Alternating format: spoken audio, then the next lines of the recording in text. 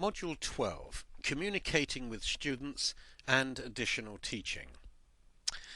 Well, I'm assuming your students have signed up for your course and now it's time to teach them.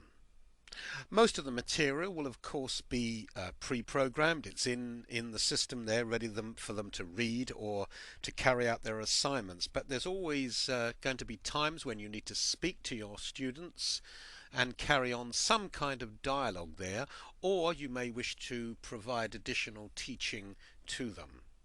Let's see a number of ways in which we can do this then. Here we are back in our university portal, and we want to go to the side menu here marked Messages. Not this one here, Message Center. If we click on this, it'll just tell us we've got no messages. Let's go back to the page before, and we want to go to Messages here.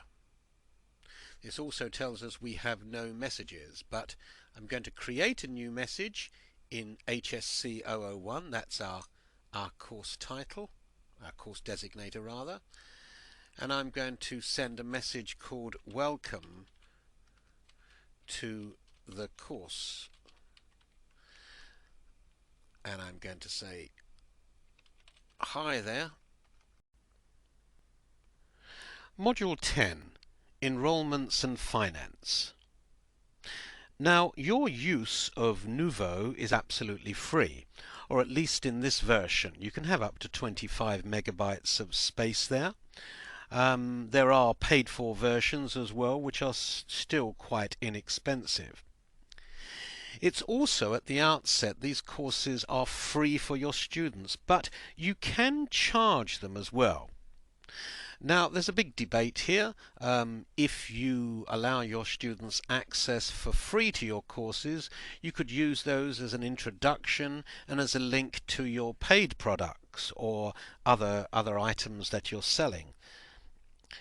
Or you could charge them an enrollment fee for this.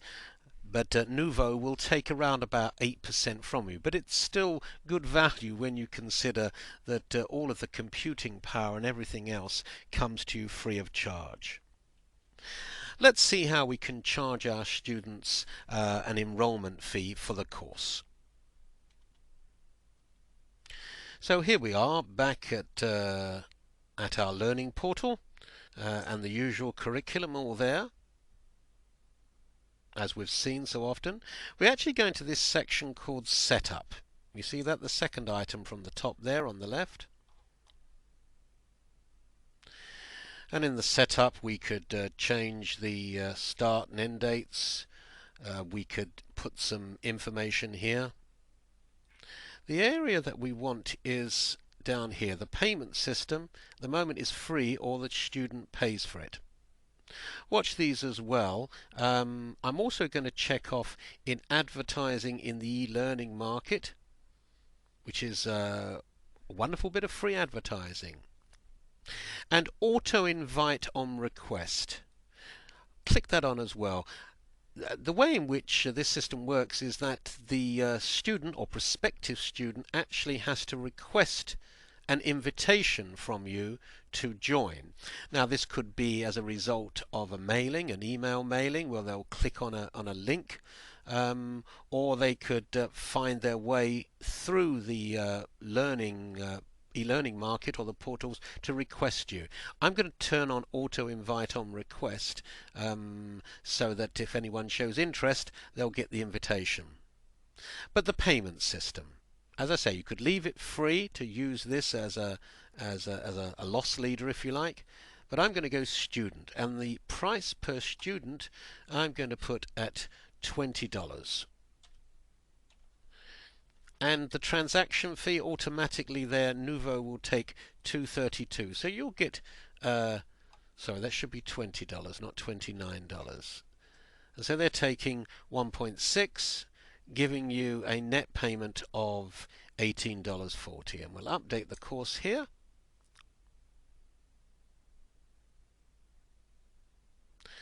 And that's then done, successfully updated. What will happen is that the students will pay the fee via their credit cards and upon their first sign-in, and you will get the rest of the money via check or PayPal, and you'll receive an email when your when your payment is ready. So now, whether you've chosen to make it free or to charge a fee, we're ready to start enrolling students. Module 11. Invite and enroll students. Now, students don't just arrive coming through your front door handing over their checks to you. It doesn't work that way. You have to invite and enroll them. Now, I'm going to spend a little time on this because the way in which Nuvo actually enrolls students and invites them is slightly different from anything we've been used to with inside any kind of marketing area. You don't just sign up and pay. Basically, you have to invite them, and then they have to respond to the invitation and then enroll. Let me show you what I mean, and then I'll show you perhaps a better way of handling it. This is the standard way of doing it. We'll jump to our course, HSC 001, and we'll go to Enrollment.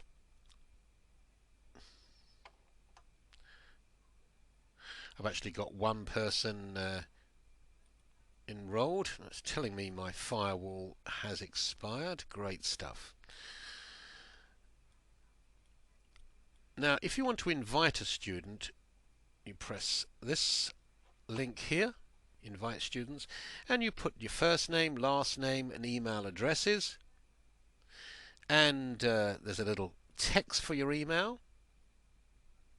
And what would happen is that they would get an email saying you've been invited to join this course, and then they would click on the link and sign up, and you would get an email saying someone wants to join the course, and then you say yes, they can come on it, and then they'll get another email back saying you've been accepted, sign on, etc., etc. Now, what we have done, if you will recollect, we ticked the auto sign-on box, auto enroll box, so that anyone that responds to an invitation or makes an inquiry is signed up immediately. Let me show you what I mean. I'm going to go to Nuvo's home page first of all.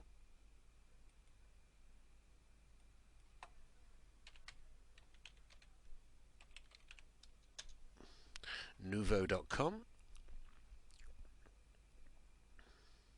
Just wait for this to come up. And here we are. This is their front page. We'll find a course to search. And here we are in the learning market here. If we come down, here we go, Homeschooling 101. Now if I click on this link,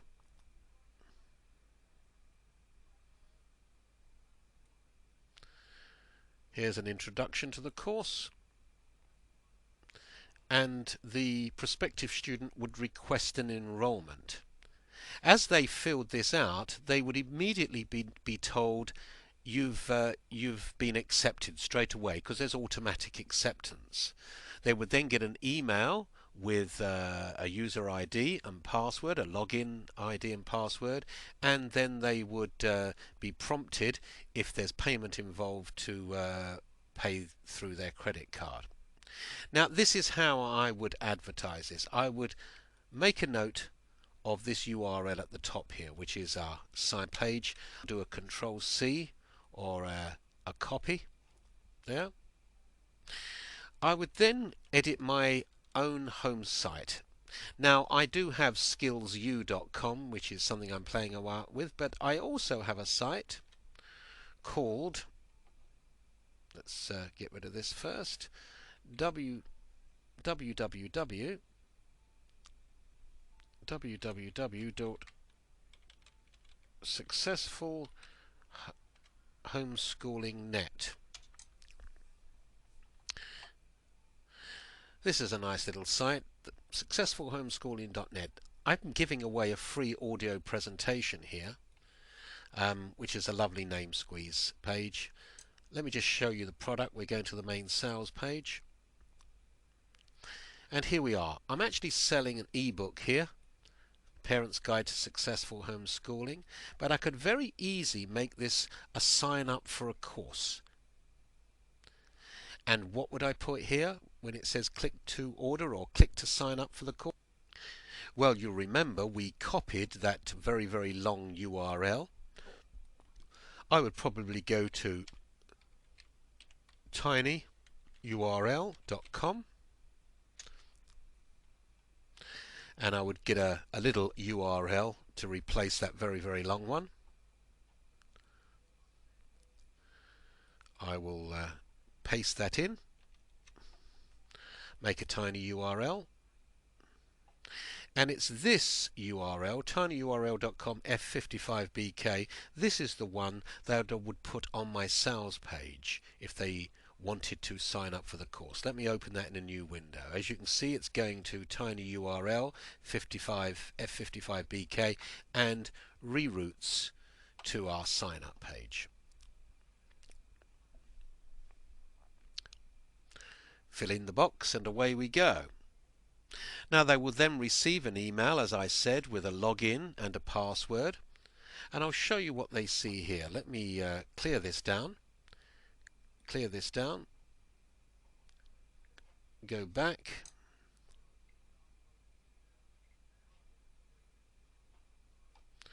and let's get back to our home page for a moment. And the prospective student is told to sign in at skillsyoulearnhub.net with the email. This is their login one, which is sales@orders247.com, and they're given a password as well. Let's sign in. Jack Smith was the name of my user. We'll say view, and they get this here. You can see it's $20 to join, or they could decline it, but they've already signed up, so let's get them to join. And they're now going to have to pay a fee. This page contains both secure and non-secure items. Do you want to display the non-secure items? Just a little trick that a lot of people don't understand. If you've got a secure page under HTTPS, you've also got to put your graphics under that area as well. If those are in a non-secure area, your end user is going to get this. End of tip. Yes, we do want to display them, and here we are. $20. It's secure, and then they'll pay. So that's inviting and enrolling our students. Module 12, Communicating with Students and Additional Teaching. Well, I'm assuming your students have signed up for your course, and now it's time to teach them.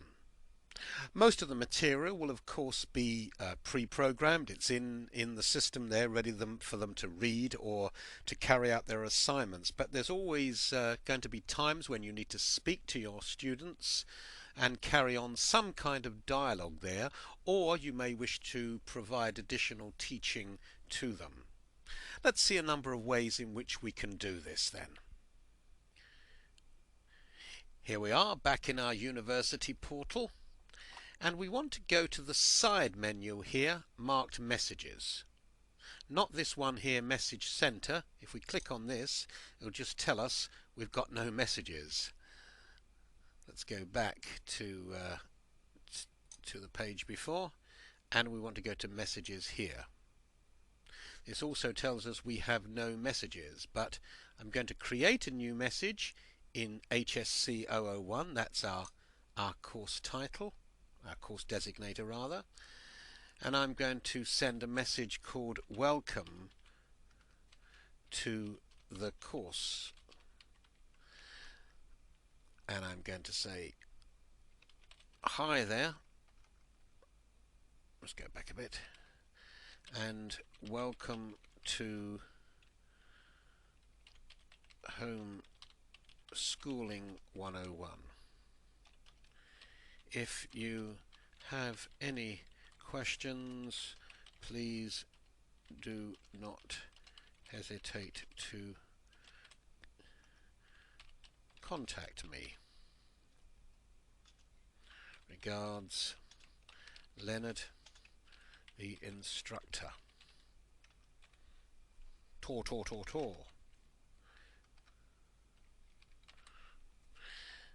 Let's scroll down a bit.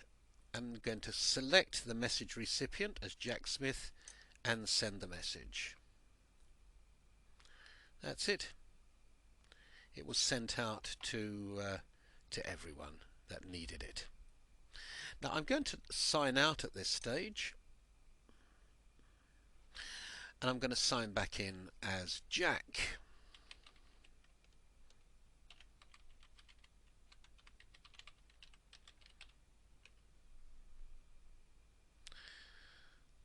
Put my password in. Sign in. There's Jack Smith's home, and there's a message for me. Well, what do you know? Welcome to the course. What does he say to me? He says, hi there, welcome to Homeschooling 101. If you have any questions, please do not hesitate to contact me. Well, that's lovely. That's lovely.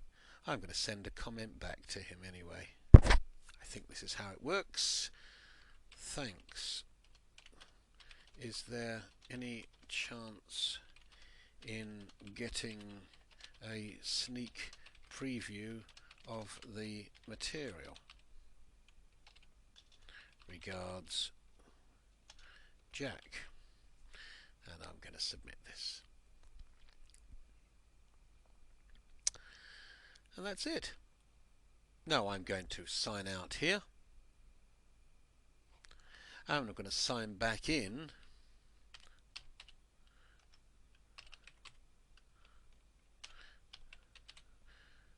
As the moderator, the owner.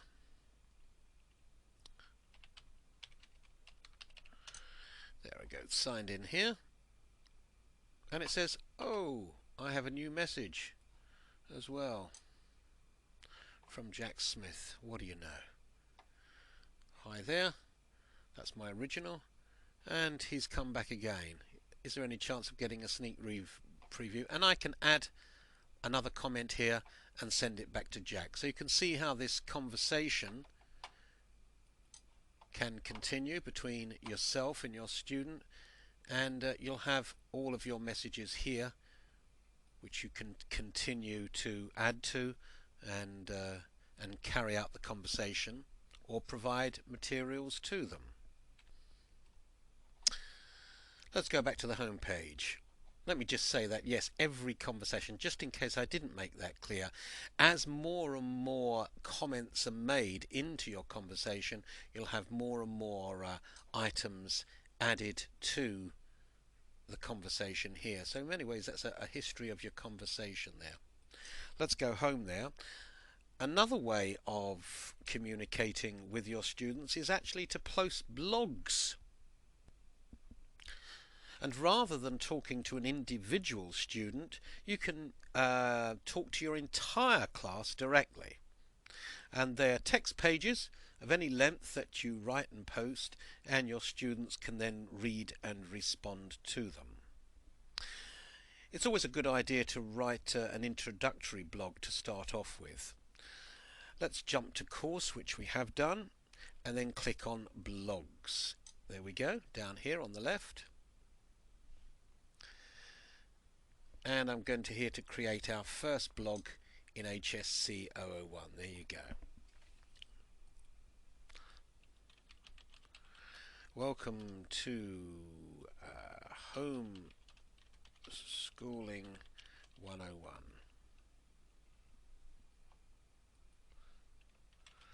As your instructor, I want to welcome you to Homeschooling 101, etc., etc., etc.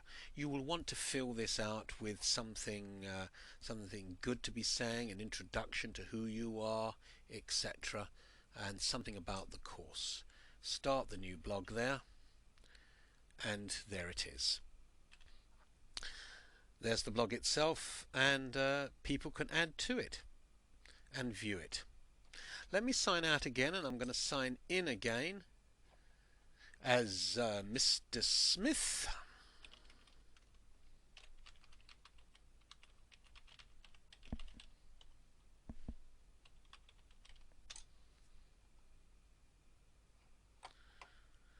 And we also have new blogs there.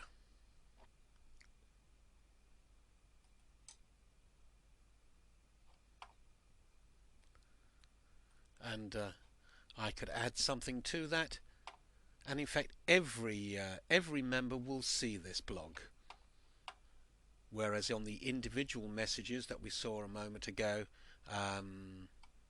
those are individual messages to your individual students. So there you go. You can talk to your students. You could perhaps give them additional emails, link them to additional video modules or whatever, or talk to them about upgrading to another course, which maybe will bring in a little more income. Module 13: Grading the evaluation pages. Evaluating students is really easy. Because you've entered the correct answers when you built your evaluation pages, multiple choice and true or false questions are graded automatically, and the marks and the course final marks are calculated automatically. The only thing you need to do is to evaluate your students, is to grade the subjective questions, and the system will take care of the rest. Let me log on as a student and then complete a couple of those things, and we'll see how this works. Now I'm going to sign on as the student over here.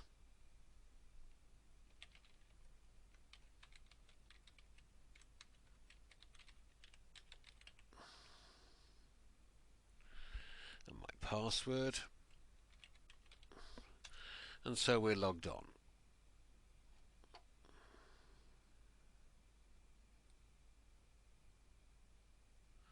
And let's jump to the course here.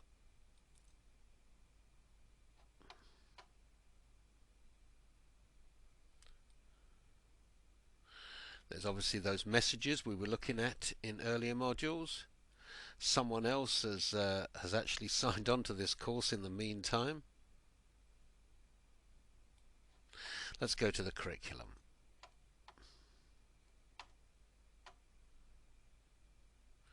And here we are. Now I've released a couple of the items so that we can get to work. You'll remember the introduction, which was a multimedia file.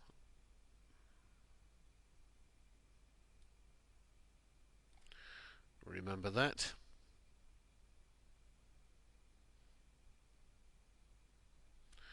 Let's just wait for that to come up. Make sure that's still working. Yes, it is.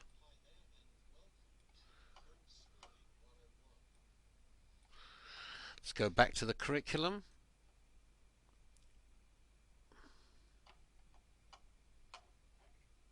And I'll go to the evaluation now. The first evaluation, you'll remember that. Question 1. Is time commitment a major factor in homeschooling? Yes, it is. And is it okay for only one parent to be happy with homeschooling for the children? Let's say false on that one. No, it is true. Well, it would be false, sorry, for one parent to be happy. Let's say it's true, because I actually want to get that answer wrong. And let's say next. No, because there's nothing else there. Let's go back and submit the answers. Yes, we do. And we've submitted it. Back to the curriculum. And I couldn't do that again. Let me just check that to see whether in fact you can access it. No, it showed me the evaluation. And I got 0 for that second one, which was, well, at least we can see that is working. I'm now going to go to the student essay and evaluation. Remember, we only gave one question, one point for this one.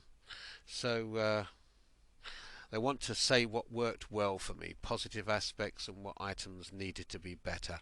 I could write any text in here. This is free form. Yep. And this one here, how I would set about the initial research. I'm not going to add anything there. I'm not going to upload a file at this point, but you can see how that would work. I'm actually going to put some boilerplate text in here, I think. There we go. A bit of Latin, or what purports to be Latin, and I'm going to submit the answers. Yes. And I'll go back. Let's look at the marking scheme.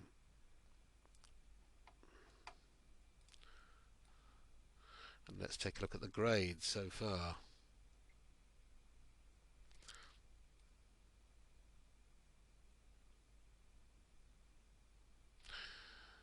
You've got 5 points out of 10 there, and it's been received but not marked yet.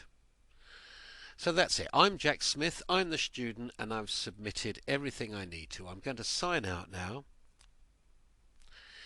And now I'm going to sign in as the tutor.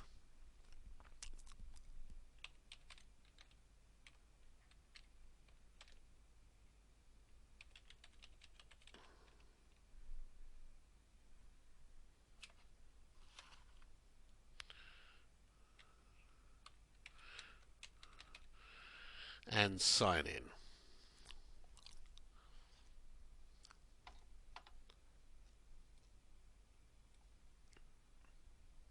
Now, having signed up, should I say signed on as the tutor, and come to the course, HSC 01, I need to go to grades, and here is an item here that requires marking.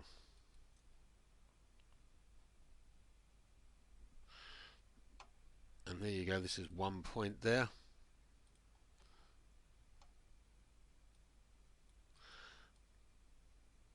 I put quite a lot of text in there.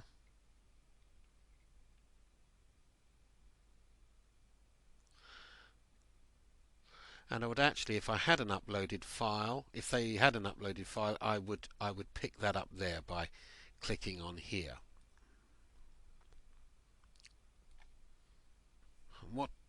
What we do is to click on this plus mark,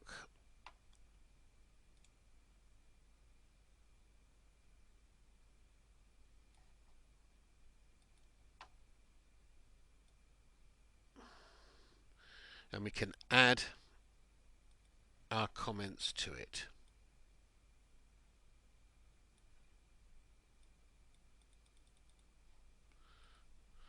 Blah blah blah. Yes, this was a good essay, and we're going to give him the 1 mark that he needed. Remember, it's only a maximum of 1. And on this one, if I had picked up the uploaded file, I'm going to give him 70 points, I think, for this one. 70 out of 89. 70 out of 89. See how you give the points there. So there we're done.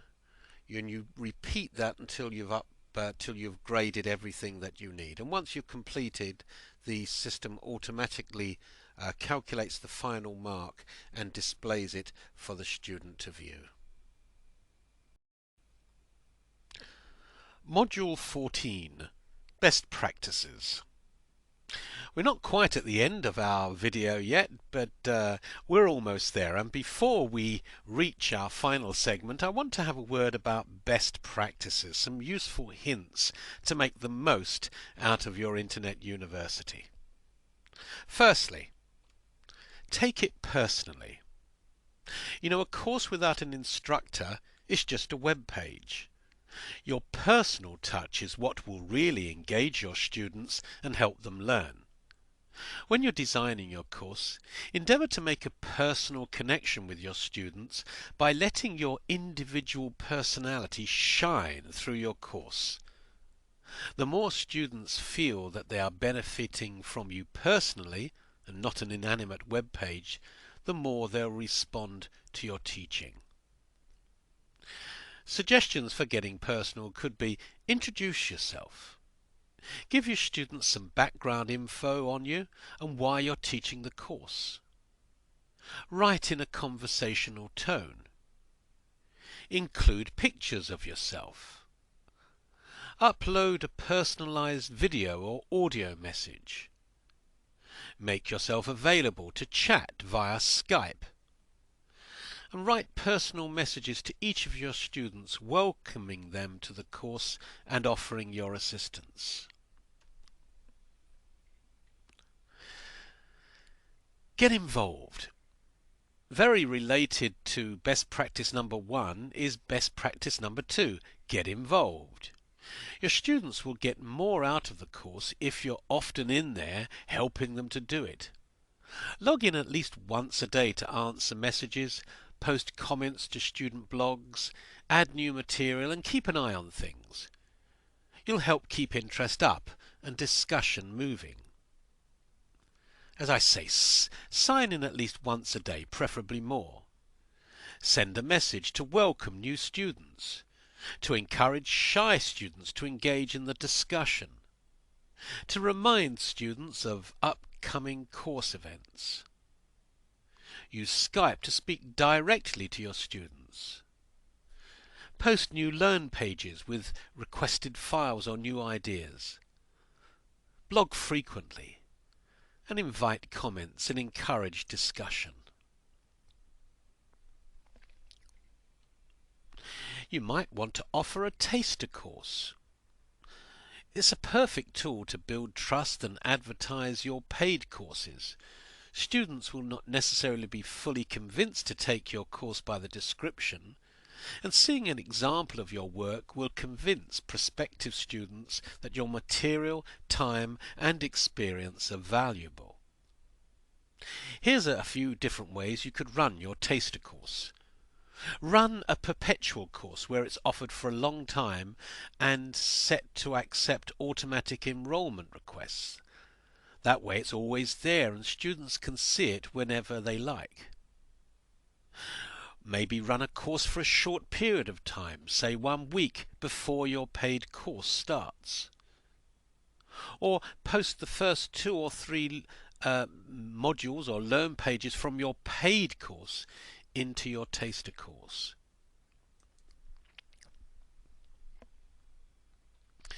Build your course in layers.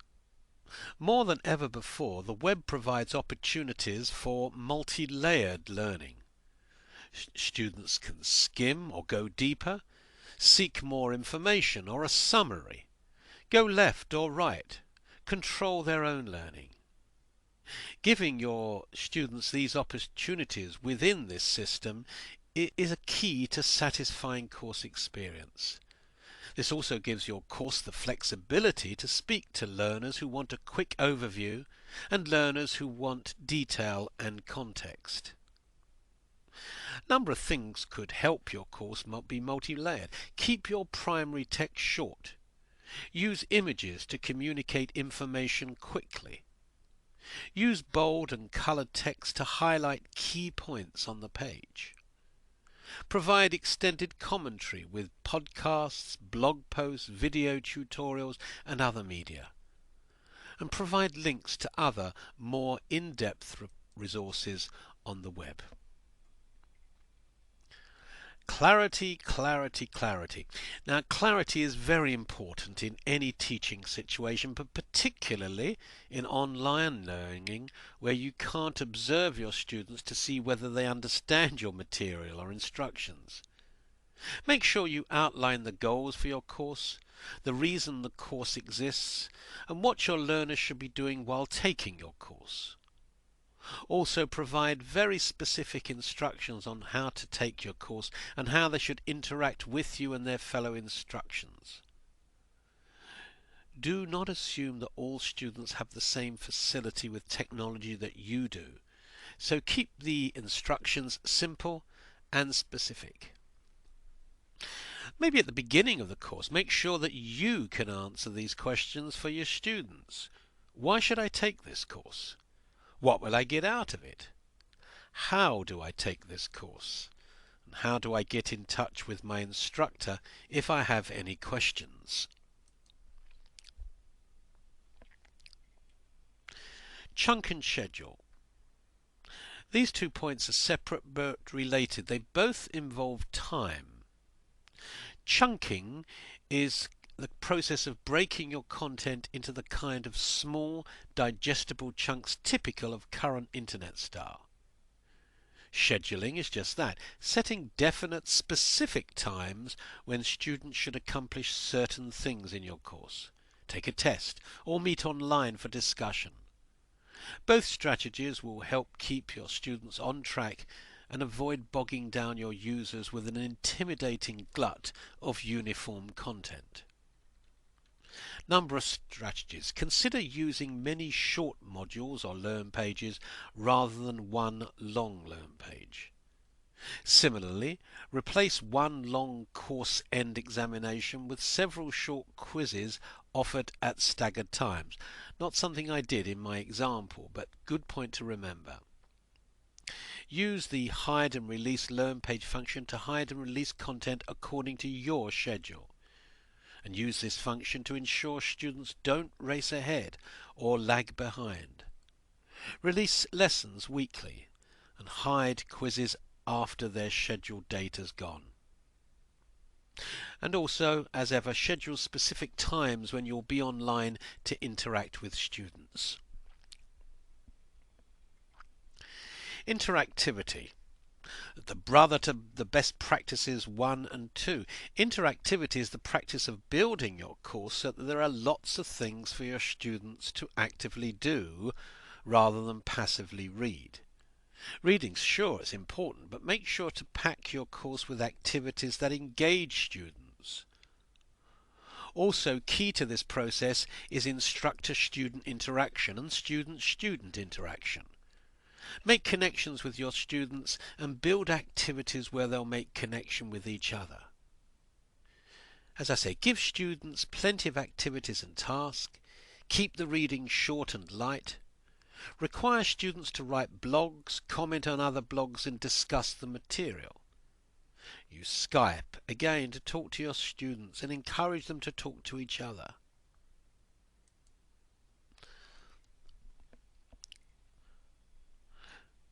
Next, provide incentives, rewards and milestones. Make sure to always give your learners something to shoot for. This is going to motivate them to start, work on and finish the course. Some learners may be motivated by the simple desire to learn your material. Others will need an extra push. Milestones will help learners along the path to finishing the course. Give them some recognition, even if it's just a pat on the back for getting through the first half of the course, finishing the first test, or submitting their last assignment. Give them some incentives. Offer learners discounts on future courses if they finish with a high mark. If you're an author, throw in a copy of your book. If you're doing corporate training, to tie your course to accreditation and job tasks so that learners will be able to perform more tasks or earn higher salary once they've completed your course. Maybe you can offer 1 hour of free personal coaching for every learner who finishes your course. Next then, test and invite user feedback. feedback. Testing doesn't have to be mean and scary. Rather than creating a stressful and unfriendly situation, testing can give you some great feedback on how your students are doing. Consider testing in your course even if there are no grades involved, and this will give you great information on how effective your course is and what your students are getting out of it. Also make sure to invite user feedback to give you more fodder for self-improvement. And the more overall information you can collect, the more you can refine your course for the future. Test briefly and frequently. 10 small quizzes better than one long exam. Offer rewards for the most extensive feedback, and give students goals to work towards.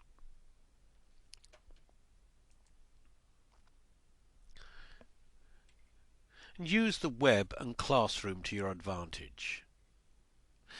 The Internet University that you're going to build on Nouveau doesn't have to stand alone. Use the linking power of the web to link to other web resources.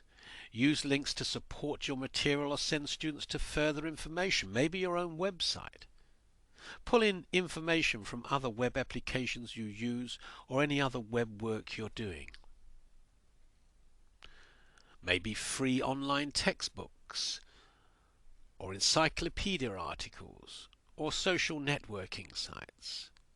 There's certainly quite a bit of free educational content on iTunes. So there you go. 10 good, useful hints and tips to enable you to get some best practices in.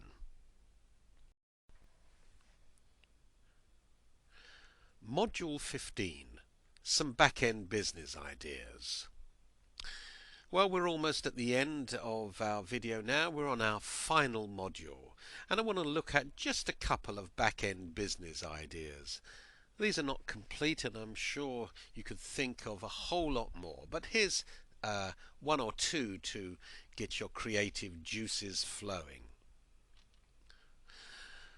Firstly, think of making a PDF of the course. Create an ebook of all of your content and use that to drive additional revenue. You could make that PDF, that ebook, a product all on its own, or you could sell it to your students as an additional item there.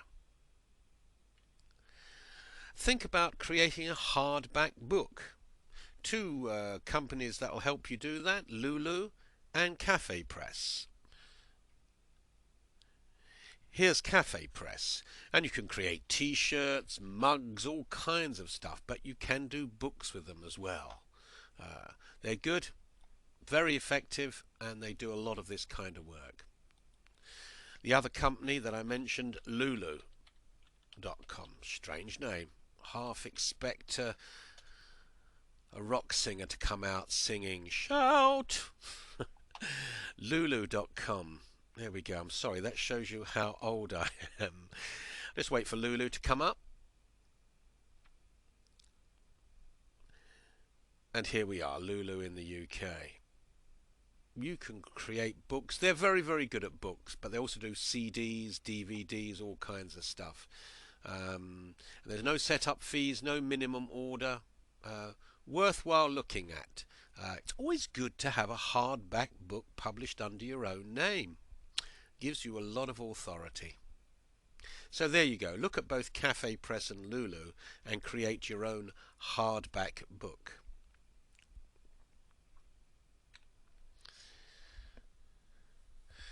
And finally on this section, maybe use your course as a list builder. Why don't you think about giving it away for free and build up your list? Your list is gold after all. Get those email addresses and names in. Well, that's about it. I do hope you've enjoyed the course. These are just a few ideas that I've put in here, and I do hope that they'll get your creative juices.